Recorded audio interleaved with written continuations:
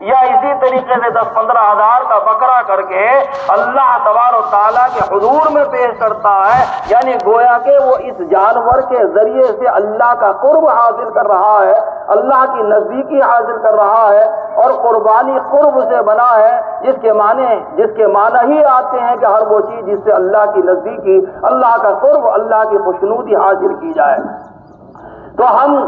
بظاہر تو یعنی صورتاً تو ہم جانور کو ذبح کر رہے ہیں، لیکن دراصل ہم اپنی نفسانی خواہشات کو ذبح کر رہے ہیں کہ اللہ نے کہا ایسا کرنا تو ہم نے ایسا کیا، اللہ نے کہا ایسا کرنا تو ہم نے ایسا ہی کیا۔ اللہ جب ہم سے، کیونکہ اسی کا نام عبادت ہے، اللہ جس کام کے کرنے کو کہے اس کام کو اسی وقت میں کرنا، یہ اللہ کی عبادت کہلاتا ہے، اور اگر اس کام کو نہ کیا جائے تو اللہ کی بغاوت، اللہ کی سرکشی، اللہ کی نافرمانی کہلاتا ہے۔ لہذا اس لیے اللہ نے اس کو اسلام کی علامت، اسلام کی پہچان، دنیا بھر میں کروڑوں اربوں جانوروں نے ذبح ہو کر آج اسلام کی شان کو، اسلام کی شوکت کو ظاہر کیا ہے، اور ذبح کرنے والوں کے بارے میں ان جانوروں نے گویا کہ یہ گواہی دی ہے کہ یہ ہے وہ جو سچے مسلمان ہیں، ایمان رکھنے والے ہیں۔ ایمان کا جذبہ نہ ہوتا تو یہ جانوروں کو ذبح نہ کرتے، اللہ کی نزدیکی، اللہ کی خوشنودی حاصل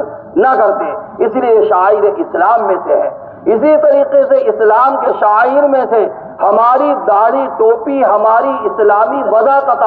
یہ بھی اسلام کے شاعر میں سے ہے، اس لیے کہ اس سے بھی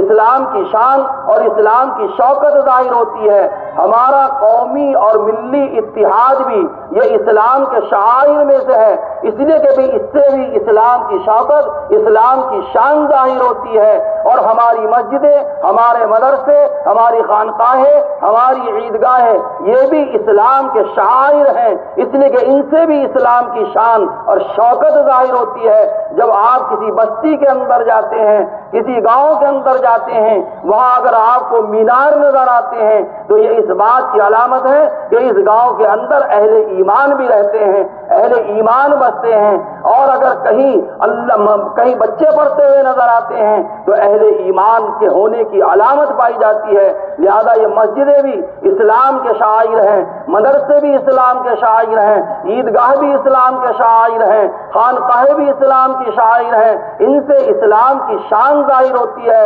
شوکت ظاہر ہوتی ہے۔ اگر عیدگاہ نہ ہوتی تو آپ اپنے اپنے محلوں اور گاؤں سے چل کر اتنی بڑی تعداد میں اکٹھے ہو کر ایک جگہ پر، ایک چبوترے پر اللہ کے سامنے ایک ساتھ مل کر اپنے سر کو، اپنے ماتھے کو نہ جھکاتے۔